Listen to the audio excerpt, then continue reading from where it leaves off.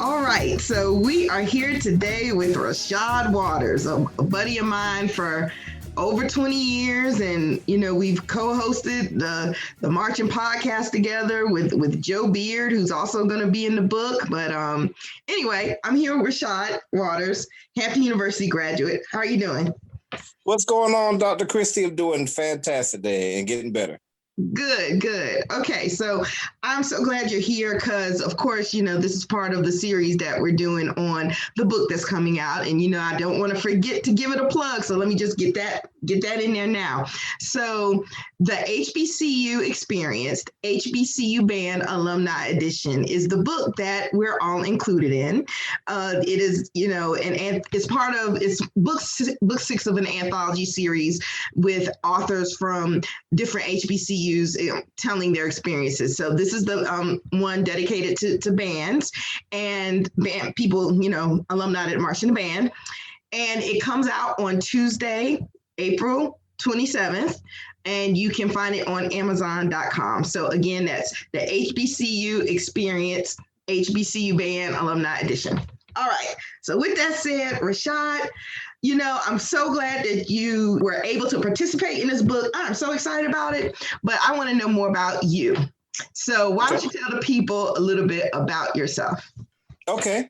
Well, I am from Durham, North Carolina, born and raised, number 1 city in the world, number 8 in the nation when it comes to food. So make sure you stop by and get you some good food over here. And I am a trombone player. Proud to be a trombone player, best instrument in the world as well. Let's see here. So where do you want me to start? Well, I did say that you are a grad of Hampton University. So talk about that. Talk about the force, Okay. Let's see here. So I started way back in the day. Let me see here. When I started school in, 2015? And yeah. Was that not correct? Hold on. Let me look at my files. Oh, it was 1995. I'm sorry. Right. Okay. That sounds about right. A little bit off. And, I remember going to Hampton. I was looking at a lot of different schools to go to. I went to FAMU band camp. It was a life-changing experience for me because I marched in a corps-style high school. Just like my chapter in the book, I didn't know anything about show-style band at all, but it was this fire that was inside of me, that I wanted to play loud and with passion and play contemporary music. So going to FAMU band camp was just a completely eye-opening experience. I mean, it went from, playing, learning 10 songs the whole year to memorizing 30 songs in 2 days. It was amazing. And I had to get more of that, but I definitely wasn't going to go to FAMU band camp because, it's the highest of 7 hills. And I remember marching all 7 of them hills. I'm like, nah, I'm good with this. And plus the band was just too big. If I was one of 30 trombone players, what did it matter if I was in the band or not? I wanted to go someplace where I could have more of an impact. And I remember I got a phone call from Mr. Smart. I was expecting a call from Mr. Gaines, that was the band director at Morehouse at the time. And he invited me to come up, to audition. And so I went up there and I saw that, that they had my major, which is I wanted to be an engineer, but I also, like music, and they had music engineering. I was like, oh, shoot. And then also when I went to Morehouse, the girls are on a completely different campus. And all the girls at Hampton were right there. I'm like, I guess I'm going to Hampton. That is funny. So wasn't HBCU always your first choice? Let me see here. I don't know if that was always my first choice, but I think once I saw, really the whole thing started for me when I saw Southern on TV for the first time. And again, I mentioned that in my chapter as well. When I saw Southern and I saw this trombone player hit the yard line and he threw his horn up in one direction and he did his spin and his shaker, he went one way and his shaker went the other way. And I was like, man, I got to do that. So after that, yes, HBCUs were definitely number 1 on my list. Okay. So, let's talk about your experience marching for Hampton. So, you talked about when you auditioned, but what was it like once you got there? How was camp? And, maybe we can even talk about like battles, memorable battles that you might have had. Okay. Well, the first thing I remember about being in Hampton was being in that amazing trombone section. Let me tell you, man, our trombone section was like the X-Men.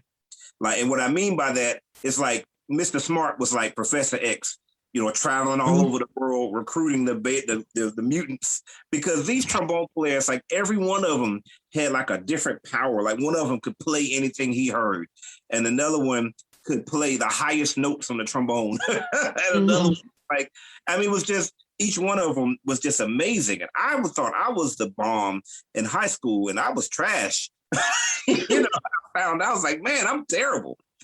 So being a part of that really helped me to become so much better of a trombone player. And I remember having these great battles against these trombone sections all across the nation. So my freshman year, we did a lot of traveling. We went to DC, we went to New Jersey and played against Grambling. We went to Baton Rouge and played against Southern. We went to Jacksonville and played against Bethune. And that was in the Jaguar Stadium that was just built that year. Mm-hmm.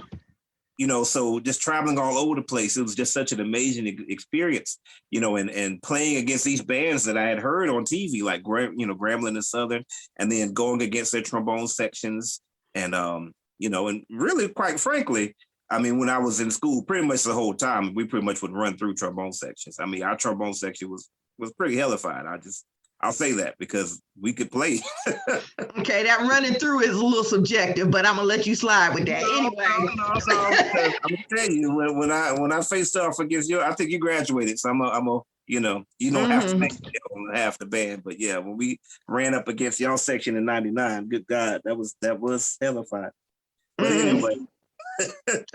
No comment. So you were marching that year that we played y'all, and it was in Hampton, of course, because I'm always going to remember the Hampton games because that's my hometown. And then when we faced off against y'all, that was your sophomore year. Yeah, that was 1996. I remember that was so we had already battled against Southern the year before and stayed after like an hour after the game over. So we were used to having long battles. But the first time Hampton and A&T matched up, and we stayed after the game for 2 hours, and between the two bands, I think we played about 60 different songs between the two bands. And I remember how we played the whole game, and A&T sat there the whole game and didn't play much of anything because y'all was saving y'all songs for the fifth quarter. Which we demolished. Demolished. Yeah, what do you mean? You sitting there the whole game not playing anything, and you got plenty of songs to play versus us. You know what? I'm going to edit you out of this. I'm not even going to post this just for you talking all this smack. Keep it real, now. Keep it real. No, I keep it real. Keep it real. We ran up across the field. That's what we did. Yeah, y'all ran across us and played backstabbers a second time. And y'all looked no, and y'all looked at us like a deer with head cut off, like we was about to charge y'all. It's like what is this band doing? No, but that was so much fun, and I really enjoyed the battles against A&T. I'm a North Carolinian myself, so I've always been partial, to A&T. That North Carolina loud type of playing, that's definitely in me. You know what I mean? So I've always really enjoyed our matchups, against T. Well, this is not an A&T podcast, so we gonna move it to you, and more specifically, I want to talk about Mr. Smart. Now, Mr. Smart, the late Barney Smart was, he was one of my favorite band directors to work with when I was doing the fifth quarter, and I just have a whole lot of respect for him. And so, if you could maybe talk a little bit about him and his style, and just since you were under his baton, Okay. Well, Mr. Smart was definitely the epitome of class.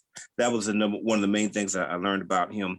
And he just taught me so much in terms of music, of how to get into the little details in order to, take something, and he would always call it lifting the notes off the page, which is doing more than just playing the notes that are there, but interpreting them in such a way that you're making music. And then, if he got upset, he would John Brown it, Mr. Smart was funny because when he got upset, like if the band messed up, he would stop conducting and he would just smile. And you think, oh, we must have done really well, And then all of a sudden he would just freak out. Right. Okay. All right. Sorry about that. you did it a little bit, but like if you could give us a snippet of the chapter that you wrote, Okay. or kind of tease us a little bit because you don't want to give everything away. But if you could, like, big picture, talk about what you wrote about. Let me tell you, my chapter is really about me discovering myself as a Black man, as an African American in general, I guess, growing up in the church and just having a certain perspective about the way things were done, particularly musically, and in the band I was in high school, that wasn't appreciated. There wasn't, and I didn't understand that difference because I didn't know any better. I just knew that I didn't feel appreciated, not fully. And then when I discovered show style bands and then marched with Hampton's band, it was a completely different world. And I think, Christy, didn't you march core style as well? Yep, in high school, I sure did. And I know that Dr. Jones did at Hampton. And I think there is just this thing when it comes to people that have marched core style, that when we get to show style bands in college, it just flips the script because we're like, oh my God, I didn't know this was here. And I think there's a certain level, even Mr. Campbell, Aaron and A&T, we were best, we grew up together. And, I know how he was at A&T's band. It's like getting to the promised land. It's like all these things that you wanted to do and how you felt about music and how you wanted to interpret music, and all of that was there. And so when we join bands like that, we just show out. Right. Right. Everybody, they called me Flashlight. They say that I outshine all the rest. Really, it was more so because I just really worked hard. I really, really, really worked hard because this was something that I was so passionate about. I would, whatever many hours I needed to work, I would do that because I knew what it was like not to have that experience. So I was reading through your bio, just skimming through it, and I didn't realize that you were a charter member of the Phi Mu Alpha chapter there. Yes, ma'am. Okay. Sure am. I did that with a fellow Hamptonian of yours, Shawan Walden. Did you know Shawan? Oh, well, you know that we grew up together now. Shawan and I grew up together. I didn't know that. Well, yeah, we met in like elementary school. I've known him since we were in elementary school. Get out of town. See, yeah. Whole world. Yeah. He came to me, talking about an organization that he had at JAMU. And, it's my buddy, so whatever he's doing, I'm going to do.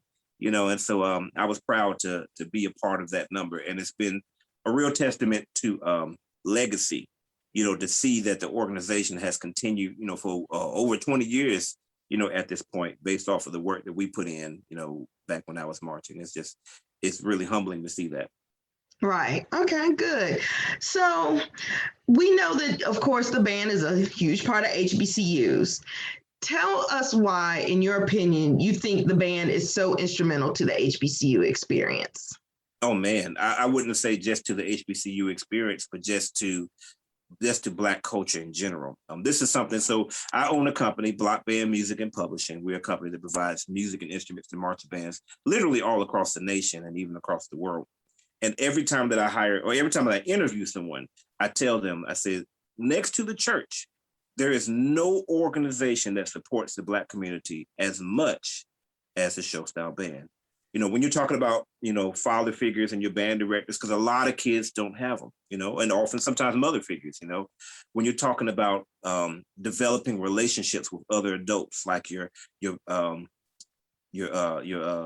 assistant band directors and percussion instructors and auxiliary coordinators or band boosters, when you're talking about developing relationships with other students and learning respect, not just, respect for the local drug dealer, the person that's got his pants hanging off his butt, or the girl with the shortest shorts, but learning respect, for the young man or the young woman that is working the hardest, like the drum majors and section leaders, learning discipline and getting exercise. And then, so many of our young people will not even get out of the county that they're in. But if you're in the show style band, you're definitely going to get out of your county, just going to different football games and competitions, and sometimes, often, out of your state. And some bands will even get the chance to travel internationally, and then when it comes to, going back to the HBCU experience, getting that pride You know, I mean, I don't know. Sometimes it's hard to be associated, you know, with one thing, but when the band is playing in the school spirit, I mean, probably A&T's got more pride, you guys got that slogan there, and and the band is saying that, and y'all are the ones that are pushing everybody, to have that Aggie pride. I mean, that's just an amazing thing. And then lastly, when it comes to music, kids that are not in the band, they probably know 10, maybe 20 years worth of music. But kids that are in the band, they know 10, 20, 30, 40, 50, 60, 70 years worth of music, maybe even more if they're playing classical music as well. So to the HBCU experience, to Black culture in general, to American culture, I think the Showstyle Band is a treasure, and it's something that has to be protected. Okay, great. So let's talk about your involvement with the force now. Like, do you keep up with their happenings? I mean, I know you are, but but go ahead and answer my question anyway. Like, do you still keep up with, maybe your Phi Mu Alpha brothers that are actives now and those kinds of things? Do you still keep up? I do. I definitely, come out to homecoming from time to time, and they let us march, and they play in the band, sometimes with the alumni band, and then probably the day after, I pass out. We all do. I enjoy that. I wish I had the chance to do even more. Wish I could go to every single homecoming. That would be great. But really, I would say I'm more so keyed in with. Probably more so than most people, I'm keyed in with Showstyle Bands in general. I've been to the Honda a number of times. As a matter of fact, my company, every time that we do our annual meeting, because my staff is literally from all across the nation, and even some people like across the world, like Korea and other places. So us meeting together is a very difficult thing to do. So generally, we will meet together at the Honda Battle of the Bands. So I'm going to always attend those things. Again, with Block Band, I'm going to, major HBCU football games. I'm going to competitions, all across the nation. So I'm definitely keeping my myself on the pulse of what's happening with HBCU bands in general. Right. And of course, we can't forget you were a panelist on the Marching Podcast. That's correct. Yep. So every Saturday night, Sunday morning, I'm watching these shows, trying to critique them. So tell them about your prunalysis. I mean, you being humble here, you kind of holding back because I know you, and like you're not talking about your prunalysis or your prune juice persona or what's going on. Christy, there's so much to tell. Okay. So, I remember my first experience, outside of Hampton's band. And I just knew that every time we ran up against somebody, we were cut. And the reason why I knew that is because I played so well. Like, I didn't really miss notes. I knew my music, you know what I mean? So obviously the whole band did. And it wasn't until after I graduated. I think the first game I went was Hampton versus Winston-Salem State in like 2000. And it was a completely different experience, I'm hearing from the outside of the band what was happening. So I began to go on the fifth quarter and talk about what I heard. And I didn't have any bias. That's just me. Just like you heard me, give A&T a compliment, as far as your pride is concerned. I've always been the person that, I just tell it like it is. I'm not ashamed to, if we caught an L, I'll say it. If we did a W, then I'll say it. And so I think people began to respect that. And that began to become my calling card was telling it like it is.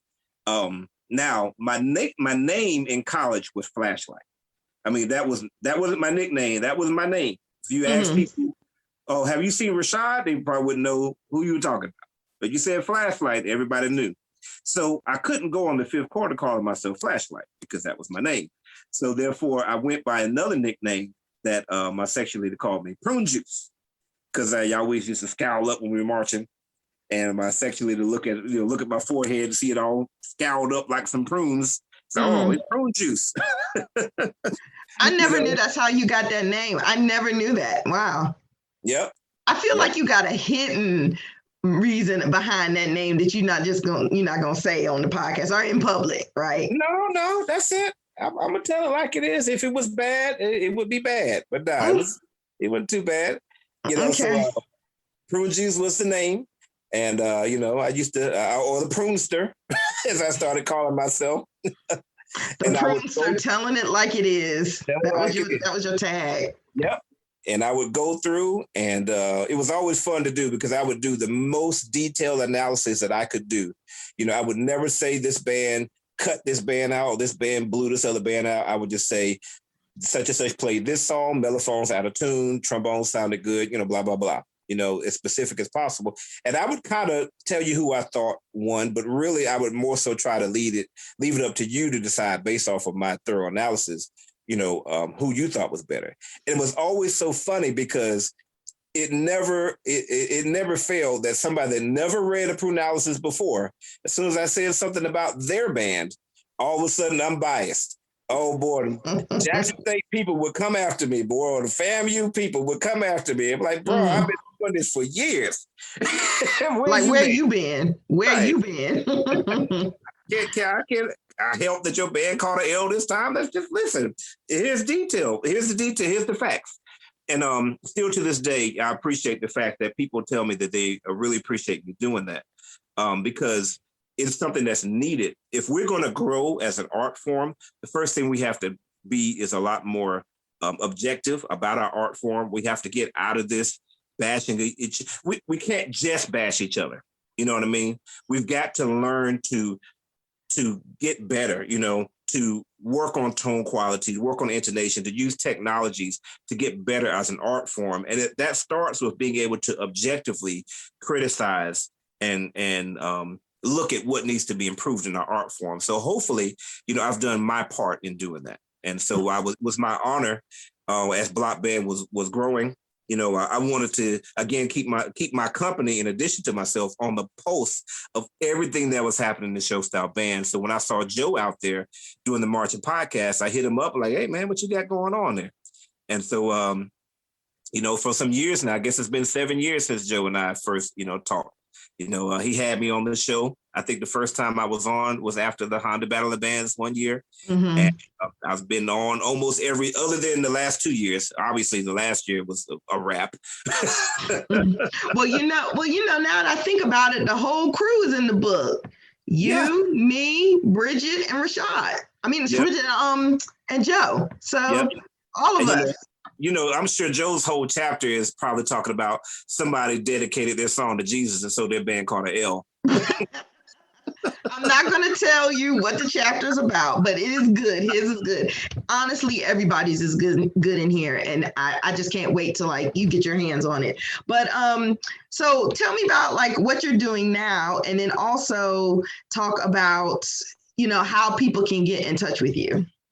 Okay. So right now, okay, so let me see here. Okay, let me get my words together. Full-time employment. I'm a car salesperson. I work at Fred Anderson Nissan in Raleigh, North Carolina. So, come and hit me up if you need the perfect vehicle for yourself. But outside of that, like I said, I'm the CEO of Block Band Music and Publishing. You can contact us at 919-698-2560, or you can email us at blockbandmusic@gmail.com. Okay. And, what we are doing is we are providing music for band programs all across the nation. So right now, the way that you get music for your band program is either you write it yourself. And so you are what I call an Iron Man band director, which means that you're doing everything. You're writing all the music, doing all the drills and stuff. And that's what a lot of the young cats do. But let me tell you, you do band directing enough. Mm-hmm. It's kind of nice to see your family every now and then, Right. So we come in and we really learn what your band program needs. Now, the way that Block Band is different than everybody else out there is that I understand that there are different types of bands. Okay, you have your Southwest style bands. These are like your Southerns, your Jacksons, Texas Southerns, Gramblin's. They play a certain way. They're trying to peel your face off. Mm-hmm. Then you have your Southwest style bands. These bands are more so they're going to try to hit you with the big sound as opposed to a loud sound. That's FAMU, Bethune-Cookman. I mean, they're the epitome of that type of sound. Okay. Then you have your North style sound. The North style bands are not going to try to kill you with their sound. North style bands are going to try to outplay you. They're going to give you the hardest runs. The mellophones are going to be just doing stuff. They're not just going, woo, you know. Yeah, roo. You know it's roo now. Everybody's like, woo. Well, we ask the baritones, you know, woo, you know, all that stuff. You know, we're actually trying to outplay you. You know, it's interesting. A&T started really more so like that Southwest style band, and then became more of like the North style band. You know, so knowing that, I know how to fit the arrangers that have a certain style to match a band program that were band directors came from that particular style. You know, if you are a band director that came from FAMU, well, if I give you some music from Southern, or that style, it may not work, and vice versa. Mm-hmm. You know, on top of that, we have been able to provide drill for band directors as well, and we've been able to provide them things like their shoes and their spats and their gloves and their drumsticks and the drum heads and almost everything. So our goal is to make it so that you as a band director only have to go one place. You got enough to deal with. So listen, just tell me what song you want. You know, tell me what shoes you want. Tell me what you want your drum line to sound like. We'll take care of everything. You take care of them babies. Okay. Well, I'm so glad that you were able to be here and talk with me about this. And again, you know, the book comes out Tuesday, Amazon, HBCU Experience, HBCU Band Alumni Edition. So comes out on the 27th. So, Rashad, we're gonna have to talk a little bit offline because I got some stuff to discuss with you. But anyway. Oh Lord. Yeah, I'm glad you were able to come on to the podcast. So thank you again. Thank you, Dr. Christy. You have listened to the HBCU Band Experience with Christy Walker. Interviews and editing conducted by yours truly, Dr. Christy Walker. The music is District 4 by Kevin MacLeod, and you can find this podcast on HBCUbandexperience.podbean.com. You can find us on Apple Podcasts, Spotify, or wherever else you get your podcasts. Take care.